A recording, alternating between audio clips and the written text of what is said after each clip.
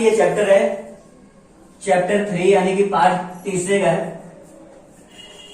क्या बोले करें? चुनाव और प्रतिनिधित्व। इस चैप्टर का नाम क्या है? चुनाव और प्रतिनिधित्व। आपको कल भी मैंने चुनाव और प्रतिनिधित्व के बारे में बताया मैंने कि चुनाव क्या होता है और चुनाव में प्रतिनिधि और प्रतिनिधित्व के बारे में भी बताया था कि भाई जिसे हम चुनते हैं वो हमारा प्रतिनिधि, हमारे लिए जो अगुवाई कर रहा है, जो हमें हमारी आवाज को बड़े बड़े मंच तक लेकर के जा रहा है, वो यानी कि हमारे प्रतिनिधित्व कर रहा है। ये चीजें मैंने आपको बताया। अब यहाँ पे किताबी लैंग्वेज के माध्यम से अगर हम बात करें, यहाँ पे बोला गया भारतीय चुनाव और भारतीय चुनाव की विशेषताएं, यानी कि भारतीय चुनाव। अगर हम भारतीय चुनाव की अगर हम बात करें, सबसे पहला चुनाव जो हुआ था भारत का, वो हुआ था 1951-52 में। मार्च में ये खत्म हो गया था। ध्यान, मार्च में ये क्या हो गया था? खत्म हो गया था 1952 में। और पहली बार चुनी गई सरकार, अगर हम बात करें भारत के अंदर पहली बार चुनी गई सरकार का गठन किया गया। अगर हम बात करें चुनाव की विशेषताएं, तो देखो आप लोगों ने देखा होगा कि पहले, आज से आप लोगों ने देखा कि अंग्रेजों के जमाने से पहले या तो भी 1947 से पहले रजवाड़ी वाला सिस्टम होता था, राजा वाला सिस्टम होता था। क्या कि मैं राजा हूं, मेरे पिताजी राजा थे, आने वाला जो मेरा बच्चा हो वो भी राजा, और फिर पीढ़ी दर पीढ़ी उसमें हम चुने नहीं पाते थे। अब यहां पे सिस्टम क्या कर दिया? चुनाव हम खुद चुनेंगे। कब से? 1951-52 से। हमारा संविधान लागू और संविधान में ये बोलते हैं चुनने की प्रक्रिया, चुनाव की प्रक्रिया। हमारा देश क्या होगा? लोकतंत्र होगा। लोकतंत्र में कहीं ना कहीं क्या बोला गया? चुनाव होता है, चुनावी प्रक्रिया को अपनाया गया। और हमारे भारत के अंदर बहुदलीय व्यवस्था है, ये सबसे बड़ी बात है। कह रहे कि अगर हम बात करें इसकी विशेषताएं, क्योंकि देखो पहले बोलते हैं भारतीय चुनाव के बारे में बात कर रहे हैं, भारत के बारे में बात कर रहे हैं। अगर हम बात करें इसकी विशेषताएं, तो लोकसभा में 245, ध्यान रखो, लोकसभा में 245 सीटें और राज्यसभा में 545 सीटें। और इस मेंबर्स को चुन करके हम लोगों ने भेजा है, हम लोगों ने यानी कि जनता ने से चुन करके भेजा है। और अगर हम भारत की बात करें तो महज ये 5 वर्ष के लिए होता है। अगर हम बात करें तो ये कितने वर्ष के लिए होता है? 5 वर्ष के लिए चुना जाता है। इसकी विशेषता ही है, चुनाव की विशेषता है। लेकिन क्या कभी बीच में चुनाव हो सकता है? बिल्कुल हो सकता है। हम मध्यवर्ती चुनाव, उपचुनाव, जैसे जब कभी किसी की मृत्यु हो जाए, यानी किसी मुख्य बंदे की मृत्यु हो जाए, मुख्य व्यक्ति की मृत्यु हो जाए, उस कंडीशन में या तो सरकार गिर जाए, उस कंडीशन में कहीं ना कहीं बीच में भी चुनाव किया जा सकता है 5 साल से पहले। मान लो एग्जाम्पल के लिए मुख्य बंदे की मृत्यु होता है फिर तो होगा ही होगा। लेकिन कई बार ऐसा भी देखा गया, मान लो समझने का, यहां पे बोल दिया 5 वर्ष के लिए होता है। अगर वो 4 वर्ष में उसकी 4 वर्ष पूरा करे और 5वें वर्ष में आकर के उसकी हो गई मृत्यु हो गई, 1 वर्ष वो पूरा नहीं कर पाया, तो उस कंडीशन में क्या चुनाव होगा? नहीं, वो 5 वर्ष चला देगा। कहीं ना कहीं कार्यकारी के रूप में, कार्यकारी उस व्यक्ति, मुख्य व्यक्ति जो होगा, जैसे मान लो प्रधानमंत्री है तो कार्यकारी प्रधानमंत्री को बिठा करके क्या कर देगा? चला देगा। समझ गए? जब तक प्रधानमंत्री का चुनाव नहीं होता, साल 6 महीने अगर बच जाता है ना तो फिर चुनाव नहीं होता है, फिर चुनाव नहीं होता। 1.5 साल 2 साल बचा हुआ फिर उस कंडीशन में सोचा जाता है, देखा जाता है। यहां पे आपने और अगर बात करें हम, इसके अंदर ये बोला गया, कह रहे कि हमें जीतने के लिए दूसरों से ज्यादा वोट लेना पड़ेगा, दूसरों से ज्यादा वोट लेना पड़ेगा। यानी कल मैंने एक एग्जांपल दिया, 10 लोग इसके अंदर है, जिसके भी ज्यादा होगा, जिसके पक्ष में ज्यादा मत आएगा वो जीता हुआ हमारे भारत के अंदर कहलाएगा। यही तो चीजें हैं, और भी बहुत सारी चीजें हैं। वैसे तो एक ही अगर हम बात कर रहे हैं तो बहुत देर लग जाएगा, लेकिन यहां पे समझना क्या बोला गया। कह रहे कि मतदाता उम्मीदवार को यानी प्रत्याशी को, एग्जाम्पल के समझो, या तो इस आम भाषा में नेता को खुद चुनता है। मेरी मर्जी भाई। बीजेपी को मेरी मर्जी है, आम आदमी पार्टी को मेरी मर्जी है, कांग्रेस को मेरी मर्जी है, आरजेडी को, क्या नाम है, जनसंघ को, या तो फिर हम बात करें कम्युनिस्ट पार्टी को, मार्क्सवादी को, मेरी मर्जी है। किसी प्रकार से कोई दबाव नहीं है। क्यों? क्योंकि भारत के अंदर बहुदलीय व्यवस्था है। ध्यान रखना, बहुदलीय व्यवस्था, यानी कि एक से ज्यादा, यानी दो से ज्यादा दल है। एक दलीय आपको मैंने बताया था चाइना, द्विदलीय मैंने बताया था अमेरिका, हमारे भारत क्या बहुदलीय है। मर्जी आपको, आपकी, जिसको मर्जी वोट दो। एनसीईआरटी की हम बात करें तो एनसीईआरटी ये कहता है कि 850 से ज्यादा पार्टियां हैं, मर्जी आपकी, जिस मर्जी को दो वोट। 850 से ज्यादा पार्टियां। फिर यहाँ पे आगे बात करा गया, ये यहाँ के बाद आगे कहा जाता है पीआर और एफपीपीटी। इसकी बात करें तो समानुपाती प्रतिनिधित्व प्रणाली, पीआर या तो एफपीपीटी। फर्स्ट पास्ट द पोस्ट, यानी सर्वाधिक मत के आधार पर जीत, जिसका ज्यादा वोट, मैंने यहां पे जिक्र किया था, जिसका ज्यादा वोट वही जीते, यानी जिसके पास 2/3 बहुमत है वो जीता हुआ कहलाएगा। समझ गए? यहां पे अब यहां पे बात करें इसकी विशेषताएं क्या है, और विशेषता में गुण की भी बात करें। गुण का मतलब कैसे, अच्छाइयां। क्यों ये अच्छा है, क्यों ये बुरा है, दोस्त का मतलब इसकी बुराइयां। फिर इन दोनों का अंतर, जरा समझना, इन दोनों का अंतर समझ में आ रहा कुछ? गुण, दोष और पीआर और एफपीटीपी में अंतर बताइए। गुण की बात करें तो जो गुण होगा वही इसकी क्या होगी, विशेषताएं होगी। जो गुण होगा वही इसकी क्या होगी, विशेषताएं होगी। क्या बोला गया यहां पे, अगर हम बात करें, कह रहे हैं कि इसके अंदर समानुपाती प्रतिनिधित्व प्रणाली की अगर बात करें तो इसके अंदर देश के शासन में अल्पसंख्यकों का प्रतिनिधित्व प्रदान किया। अल्पसंख्यक जिसकी जनसंख्या कम है, जैसे हम एग्जाम्पल के अगर बात करें तो ओबीसी, एससी, एसटी, इन सभी के बारे में, या तो फिर क्या नाम है मुस्लिम, या तो बात करें सिख, जैन, बौद्ध, ये कहेंगे कि जनसंख्या कम है। लेकिन जैसे सिख हो गया, क्या नाम है, मुस्लिम हो गया, जैन हो गया, बौद्ध हो गया, लेकिन सिख को माइनॉरिटी में रखा गया था, अब नहीं, ऐसा गलत हो गया, क्या नाम है, मुस्लिम को माइनॉरिटी में रखा गया था, लेकिन अब नहीं। समझे? तो कहीं ना कहीं इनको इस आधार पर भी क्या नाम है, इसके अंदर वोट देने की, ये अब बात करेंगे पीआर प्रणाली में, जिन जो पिछड़े हुए थे, जो क्या नाम है, कुछ निचले कास्ट से आते थे, उनके ऊपर पीछे कभी दबाव बनाया गया, उनकी जनसंख्या कम रह गई, या तो उन तक विकास नहीं पहुंच पाया, तो उस माध्यम से यहाँ पे कहीं ना कहीं अल्पसंख्यकों के प्रतिनिधित्व करने पर ये जोर देता है। कह रहे कि इसके अंदर प्रतिनिधित्व, जो इसके अंदर बात करें, समाज के सभी वर्गों है, समाज के सभी वर्ग जनसंख्या के आधार पर प्रतिनिधित्व प्रदान करता है। जनसंख्या के आधार पर मैंने आपको बताया था कितनी जनसंख्या है, किस आधार पर है जनसंख्या, कितनी लोकसभा की सीटें, कितनी राज्यसभा की सीटें, फिर उस एरिया या फिर उस राज्य की जनसंख्या कितनी है, उसी के ऊपर तो निर्भर करता है। फिर क्या बोला गया, कह रहे कि इसमें राष्ट्रीय चुनाव के आधार पर राष्ट्रपति या उपराष्ट्रपति आदि का चुनाव होता है। राष्ट्रपति, उपराष्ट्रपति का इसके अंदर चुनाव होता है, ध्यान रखना। ज्यादातर क्या, सिंपल से समझे, राष्ट्रपति और उपराष्ट्रपति का ही चुनाव होता है। इसके अंदर अगर बात करें, हर एक वोट की गिनती होती है, ध्यान रखना, हर एक वोट का मान्य होता है। क्या बोला गया, इसी में ही बोला गया, कह रहे कि हम वोट नहीं देते, बल्कि हमारे द्वारा जो, कल मैंने यही बोला था, हम वोट नहीं देते सीधा, हमारे द्वारा जो प्रतिनिधि चुना गया वो वहां पर जाकर के वोट देगा, एमएलए, एमपी। यही बात करा था मैंने। फिर बात करा गया, कह रहे कि ये तो इसका क्या है, गुण है, ये इसकी अच्छाई है, कम खर्चे में हो जाता है। अगर हम बात करें तो कम खर्चे में, ये सबसे बड़ी बात है, पैसा कम लगता है, खर्चे कम होता है। फिर यहां पे अगर हम बात करें पीआर प्रणाली की दोष क्या क्या है, कह रहे कि एक मुख्य प्रणाली है जहां पर सही प्रयोग कर पाना कठिन है। एक मुख्य प्रणाली है जहां पर सही निर्णय ले पाना कठिन है।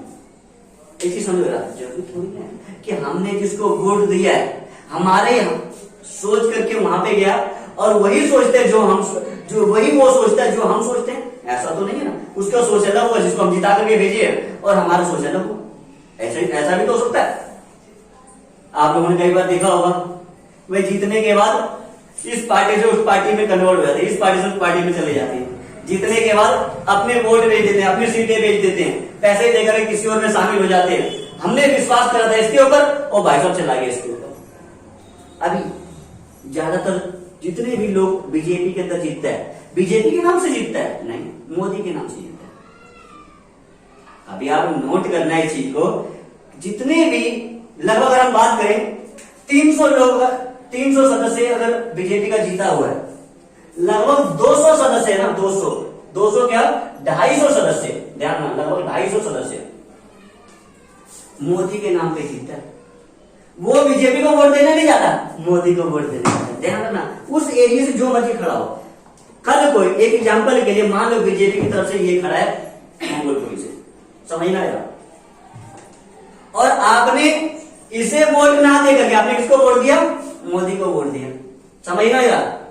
विश्वास करके इसने क्या करा, जीतने के बाद अपनी सीटें छोड़ कहीं और चला गया, किसी और में शामिल हो गया।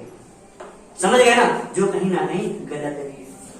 समझना है क्या बोला गया, राष्ट्रीय एकता को नुकसान पहुंचाती है। ये कह रहे कि राष्ट्रीय एकता को क्या करता है, ये नुकसान पहुंचाती है।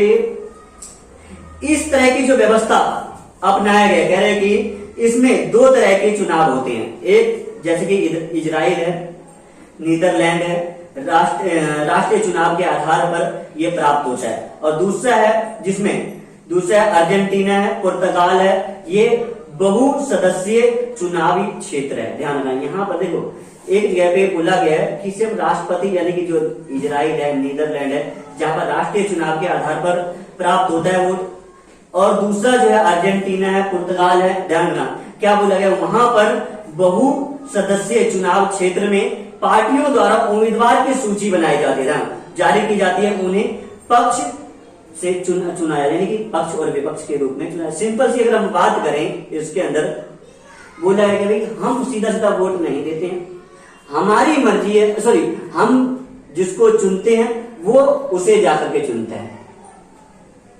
तो कहीं ना कहीं गलती भी तो हो सकती है उससे। हम तो चाहते हैं किसी और को, पर वो चुन रहा है किसी और को। तो यहाँ पे इसकी दोष भी बताया गया, इसकी कमियां भी बताई गई है। फिर इसी का ही अंतर बता दो, इसी क्या बताया गया, अंतर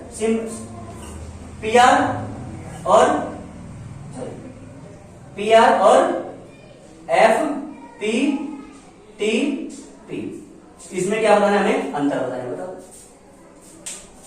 जो ये पढ़ाना, एक तो वही पूरा मान लो, ठीक है ना।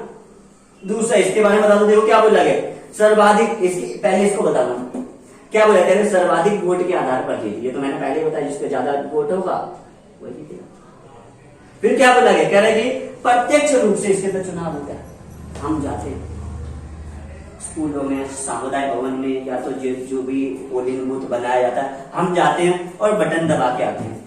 ऐसा तो नहीं कि भाई कोई और, या तो मेरे द्वारा चुना गया, या तो भाई अच्छा मेरा ना पेट में दर्द हो रहा है, तू दे वोट, ऐसा तो नहीं, मेरी तरफ से तू दे वोट, ऐसा तो नहीं है। हम खुद जाते हैं और जाकर वोट दे करके आते हैं। कह रहे कि इसके अंदर अगर हम बात करें, देश में 545 सीटें हैं, यानी कि लोकसभा के 545 सीटें हैं, ये भी हम इसके अंदर बात करा गया है। कह रहे कि प्रत्यक्ष कह रहे कि इसके अंदर कुल वोट जीतने के लिए नहीं चाहिए, यानी कि अगर मान लो 545 है ना, 543 है, 2 एंग्लो इंडियंस, ध्यान रखना, पूरा जीतने के लिए चाहिए। जीतने के लिए हमें महज 51%, मैंने आपको कल बोला था 51%। अगर मान लो एग्जाम्पल के लिए 545 है, मैं कहता हूं एग्जाम्पल के लिए 550 का आधा कितना होगा, 275, 51% कितना हो जाएगा, 280, ठीक है ना। जिसके 280 आ गया उसकी सरकार बन गई। समझिए, जिसकी 280 आ गया उसकी सरकार बन गई, सिंपल सी बात है। समझिए, एक एग्जांपल है, ध्यान रखना क्या बोला गया। कह रहे कि अब यहाँ पे इसकी अगर हम बात करें, पीआर प्रणाली की बात करें, कह रहे कि ये समानुपाती प्रतिनिधित्व प्रणाली है ही भाई, बोलने वाली क्या बात है, ये सर्वाधिक मत के आधार पर जीत, ये समानुपाती प्रतिनिधित्व प्रणाली। राष्ट्रीय चुनाव के आधार पर होता है, ये कहीं ना कहीं राष्ट्रीय आधार पर होता है इसका चुनाव। क्या वोट का बहुमत होना आवश्यक होता है जीतने के लिए, ध्यान है, ये तो बात सही है, बहुमत होना बड़ा आवश्यक है इसके अंदर, क्योंकि अगर बहुमत नहीं हो तो बहुमत तो इसके अंदर भी चाहिए, समझ गए। लेकिन इसमें इसलिए भी बोला गया क्योंकि यहाँ पे राष्ट्रपति उपराष्ट्रपति की बात हो रही है, समझ गए ना, तो राष्ट्रपति और उपराष्ट्रपति की बात हो रही है, इसके अंदर बहुमत होना बहुत जरूरी है। फिर अगर बात करें इसमें एकल संक्रमणीय चुनाव प्रणाली है, ये क्या है, एकल संक्रमणीय चुनाव प्रणाली, ये नीदरलैंड जैसे देशों में अपनाया जाता है और ये इंग्लैंड जैसे देशों में अपनाया जाता है। तो इंग्लैंड में अपनाया तो भारत में भी तो अपनाया जाता है, और ये कहां पर, नीदरलैंड में, ये इंग्लैंड में। ये देखो, ये रहा इंग्लैंड, ये रहा नीदरलैंड, आगे यहाँ ये रहा, आसपास ये, समझ आएगा क्या बोला गया। कह रहे कि अब आगे समझ आएगा, अगला क्या बोला गया, चुनाव आयोग। ये सारी जो प्रक्रिया है, ये सारा वोट वाला जो सिस्टम है, ये आपने जितने भी देखा है, सब का देख रेख, ये सब जो होता है ये किसके देख रेख में होता है, ये सब चुनाव आयोग के देख रेख में होता है। यही एक ऐसा ऑफिसर है, समझ में आएगा, जो इन सभी चीजों को करवाता है। सबसे बड़ी बात, भारत के अंदर जब लोकसभा, विधानसभा या तो क्षेत्रीय चुनाव होता है, लोकल गवर्नमेंट का जो चुनाव होता है, जैसे शहरों में बात करें तो नगर निगम, गांव में बात करें तो पंचायत, ग्राम पंचायत, ये सब किसके देखरेख में होता है, चुनाव आयोग के देखरेख में होता है। इसका जो जिक्र किया गया है संविधान के भाग 15 में और अनुच्छेद 324 से 329 के बीच, समझ में आया कुछ, भाग 15 अनुच्छेद 324 से 329 के बीच में इसका जिक्र किया गया भारतीय संविधान के अकॉर्डिंग। बात करें तो इसके कार्य क्या है, कार्य बोले तो प्रमुख कार्य बोले, सबसे बड़ी बात चुनाव करवाना, चुनाव की तारीखें डिसाइड करना, किस क्षेत्र में कब चुनाव होगा, चुनावी पार्टियों को चुनाव चिन्ह प्रदान करना। वैसे बोलता है भाई केजरीवाल लेकर गया झाड़ू, तो बेशक से, लेकिन क्या ये वैलिड है या नहीं वैलिड है वो डिसाइड कौन करेगा, चुनाव आयोग, समझिए, वैलिड है या नहीं है वो डिसाइड कौन करेगा, चुनाव आयोग, क्योंकि उसको एक तरह से देखा जाए रजिस्टर्ड किया जाता है, ये आपकी क्या है, सिंबल है, समझ गए। पोलिंग बूथ डिसाइड करना, जो व्यस्त हो गया उनका मतदाता सूची में नाम डालना, जिनकी मृत्यु हो गई मतदाता सूची से नाम हटाना, इस तरह का काम कौन करता है, चुनाव आयोग। कब कहां चुनाव होगा नहीं होगा इन सभी चीजों का भी डिसाइड कौन करता है, चुनाव आयोग। फिर जो जीतता है, ये तो वोट देने के बाद जो जीतता है इसकी घोषणा कौन कर देता है। वैसे तो देखा जाए तो वहीं पे ही होता रहता है, भाई इतने, इस पार्टी ने इतने वोट लिया है, इस पार्टी ने इतने वोट लिया है, वहीं पे डिसाइड होता कौन जीतता है। लेकिन एक ऑफिशियल रूप से अनाउंस कौन करता है, ठीक है ना। फिर क्या बोला गया, कह रहे कि देखो जब कभी भी किसी भी जगह पर चुनाव होगा, ध्यान रखना, चुनाव किस रूप में, लोकसभा, विधानसभा और लोकल है, ध्यान, लोकल में नगर निगम और पंचायत, ग्राम पंचायत वाला, कहीं पे भी होता है तो इसके प्रशासनिक कार्य भी है, ध्यान रखना। सारा जिस एरिया में हो रहा होगा उस एरिया का पूरा जिम्मा किसके पास आ जाएगा, चुनाव आयोग के पास।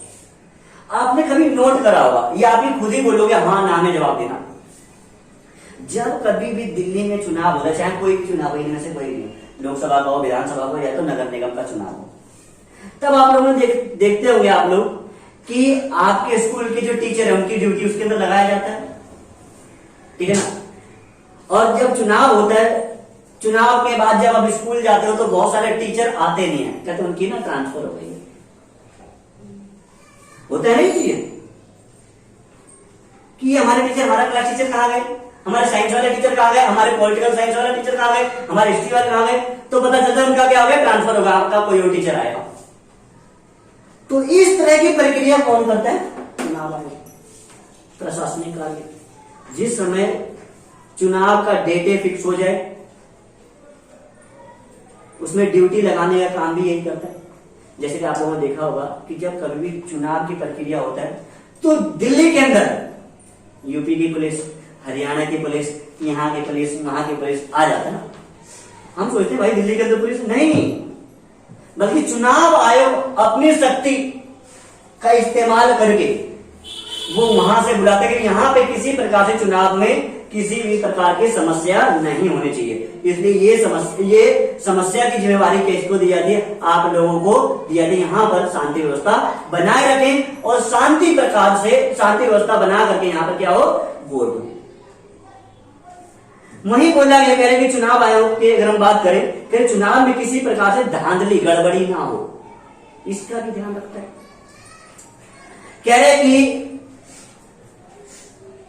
अधिकारियों को चुनाव कार्य में लगाता है, यानी चुनाव अधिकारियों को क्या करता है, ये चुनाव कार्य में लगाता है, कि यानी कि केंद्र सरकार के जो नौकर है, राज्य सरकार के जो सरकारी नौकर है, उन सब को किसके अंदर लगाता है, चुनाव कार्य में इनको लगाता है।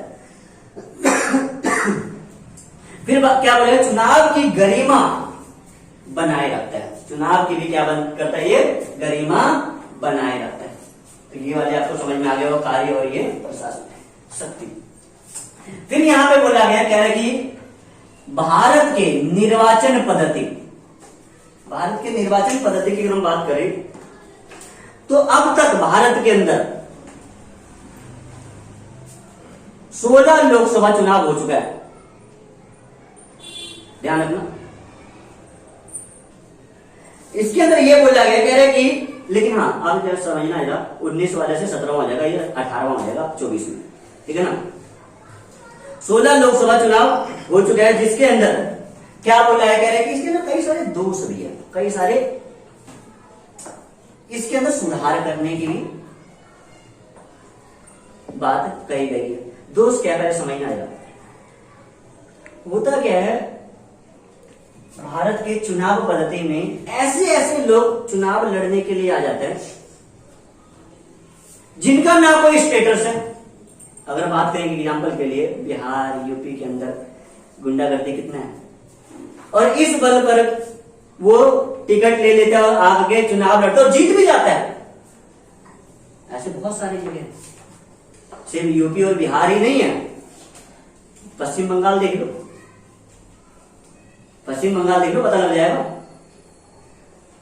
समझना है क्या बोला है, कह रहे कि इसके दोष क्या है, कह रहे कि इसके अंदर अपराधीकरण है। अपराधीकरण क्या है, चुनाव के अंदर या तो इसके अंदर क्या होता है कि अपराधी किस्म के लोग भी इसके अंदर आ करके चुनाव के लिए या तो इलेक्शन में खड़ा हो जाता है, और वो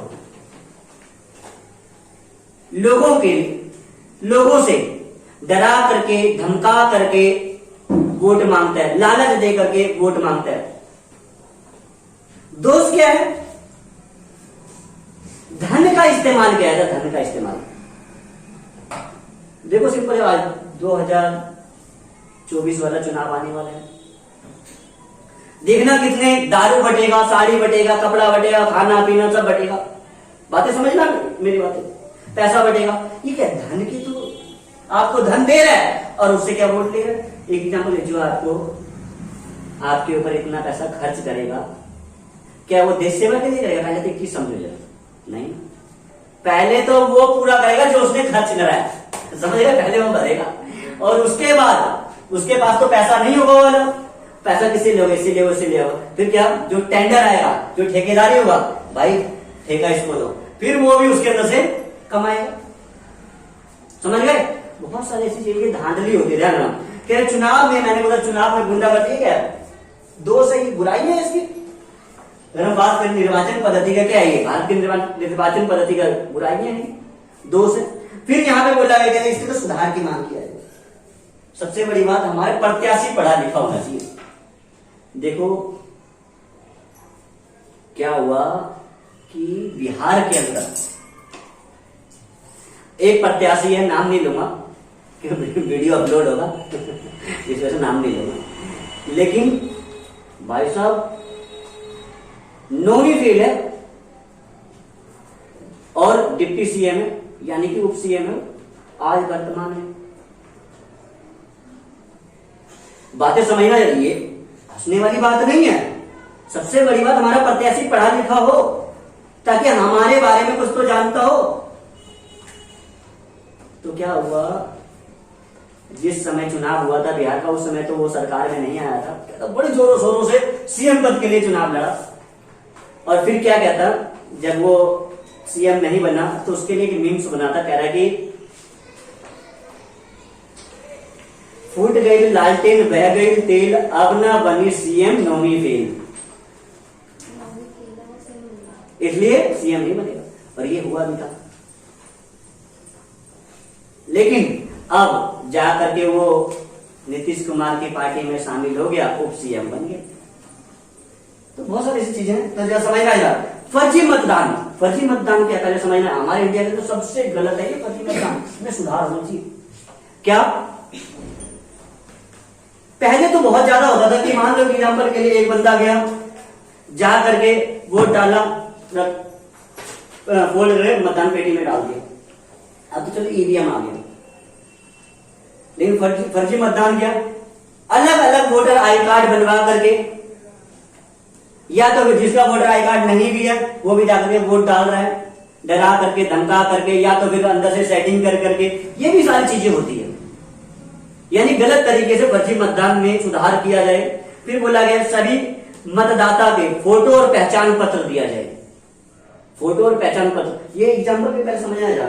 ये फोटो तो आज आपको समझ में आ रहा होगा, समझ रहा, आज से 2 साल पुरानी फोटो है, ठीक है, लेकिन क्या ये 10 साल 15 साल के बाद समझ में आएगा? मैं यहां पे खड़ा हूं और ये फोटो होगा, ये ले मेरा पहचान पत्र, समझ में आएगा?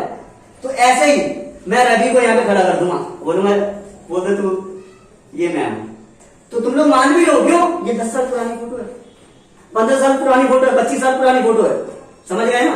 तो बहुत सारी चेंजेस आधार कार्ड में देखते हैं। भाई साहब बड़े सुंदर सुंदर बच्चे आधार कार्ड में ऐसे लगते हैं जैसे कि बंदर जैसे लगते हैं ना। चलो, तो यहाँ पे महिलाओं के लिए लोकसभा और राज्यसभा में भी सीटें आरक्षित किया जाए, सुधार की मांग करी गई है, सुधार होनी चाहिए इसके अंदर। क्या बोला है, कह रहे कि FPTP के बजाय PR प्रणाली अपनाना चाहिए। ये बात सही है, क्योंकि देखो महंगा सौदा है, ये महंगा है, सॉरी ये महंगा है, ये सस्ता है, तो इसके बजाय इसको अपनाना चाहिए। समय कम लगता है, पैसा कम लगता है, समय ज्यादा लगता है और पैसा ज्यादा लगता है, ये भी तो देखो।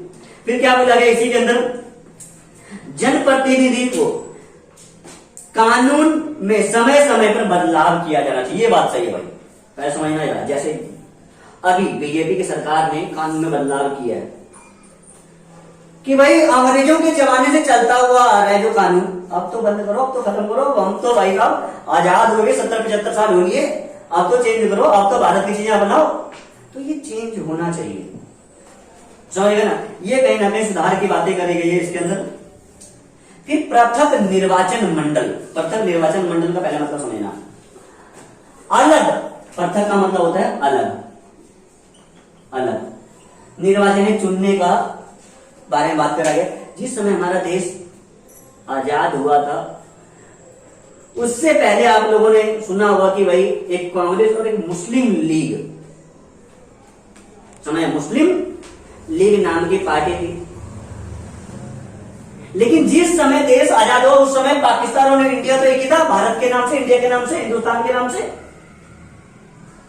लेकिन मोहम्मद अली जिन्ना पृथक निर्वाचन मंडल की मांग कर रहे, यानी कि हिंदुओं के लिए अलग और मुसलमानों के लिए अलग। जिसका क्या किया गया, अस्वीकार किया गया, नहीं माना गया। गलत। हिंदुओं के लिए एक ही देश के अंदर हिंदुओं के लिए अलग, मुसलमानों के लिए अलग, ऐसा नहीं हो सकता। देश एक है, पहले तो एक चीज ये समझो, समझ गए। देश अलग अलग तो पाकिस्तान चला गया, उसके लिए कोई दखल अंदाजी कर रहा है, जो मर्जी कर तू, समझ गए। आज हिंदुस्तान के अंदर ही बोले, सिख बोले मुझे एक अलग चाहिए, ईसाई बोले अलग चाहिए, क्या नाम है, मुस्लिम बोले अलग चाहिए, हिंदू बोले अलग चाहिए, तो भाई साहब और अलग अलग जैसे जैन क्या नाम है, बौद्ध है, ये सब बोले अलग, तो वैसे फिर से टुकड़े टुकड़े में बट जाएगा, समझ गए। तो ये बहुत सारी चीजें हैं। कह रहे कि पृथक निर्वाचन मंडल को अस्वीकार क्यों किया गया, कहा गया अस्वीकार करना क्यों किया गया, अस्वीकार। कह रहे भारत और पाक के विभाजन इसी व्यवस्था के आधार पर हुआ था। ध्यान में, भारत और पाकिस्तान का जो विभाजन हुआ था ना, इसी के आधार पर हुआ था। मैंने बोला मोहम्मद अली जिन्ना ने पृथक निर्वाचन मंडल की मांग कर दिया, अलग से चुनाव आयोग की मांग कर दिया था, समझे। जिसके कारण देख लो आज पाकिस्तान अलग, फिर से इसके अंदर मांग उठ जाए तो फिर गलत हो जाएगा, या फिर से कर दिया जाए तो फिर ये भी गलत हो जाएगा। क्या बोला गया कह रहे कि इसके अंदर प्रतिनिधि अपने लिए सोचता है, अपने लिए, ना कि देश के लिए, अपने जात भाई अपने धर्म के लिए सोचता है, ना कि सर्वधर्म के लिए, ना ही सभी जातियों के लिए। फिर बोला गया इसी के अंदर, कह रहे आरक्षित चुनाव क्षेत्र। आरक्षित चुनाव क्षेत्र जैसे कि समझो जरा, बहुत सारे क्षेत्र जैसे कि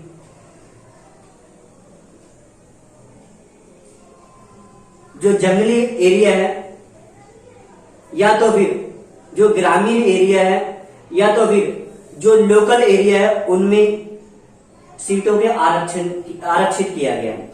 चाहे वो महिलाओं के नाम पर हो, चाहे वो ओबीसी के नाम पर हो, चाहे वो एससी के नाम पर हो, सीटें 5 साल के लिए क्या किया जाता है, आरक्षित किया जाता है। जैसे इस बार हो गया महिला सीट, इस बार हो गया एससी सीट, इस बार हो गया ओबीसी सीट, तो उसी कैटेगरी के ही लोग उसके अंदर चुनाव लड़े, समझ। आरक्षित सीटें क्या किया जाता है। तो क्या बोला, आरक्षित चुनाव क्षेत्र की विशेषताएं क्या है, कह रहे कि राष्ट्रीय एकता पर इससे बल मिलता है। ये तो बात सही है, जो पीछे पिछड़ गए, जो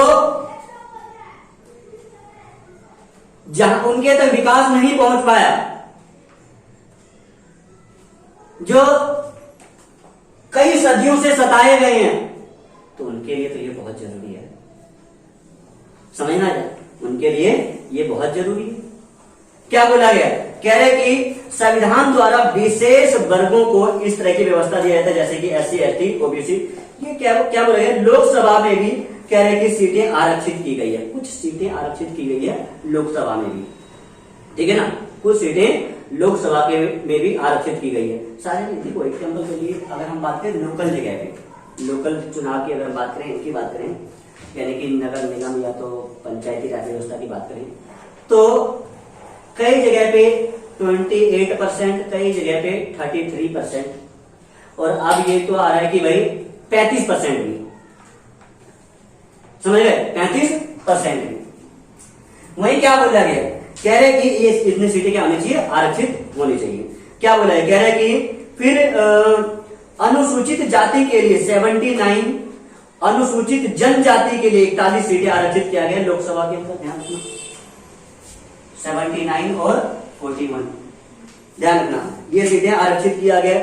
यह उम्मीदवार पहले राष्ट्र के प्रति सोचता है, फिर अपने वर्ग के लिए, यानी ध्यान रखना, ये लोग पहले देश के लिए सोचेगा, फिर अपने वर्ग के लिए सोचेगा। यही सारी चीजें इस पूरे इसके अंदर आप पढ़ोगे, क्या है ये, क्या है नहीं है, किताबी लैंग्वेज के माध्यम से ये आप पढ़ोगे।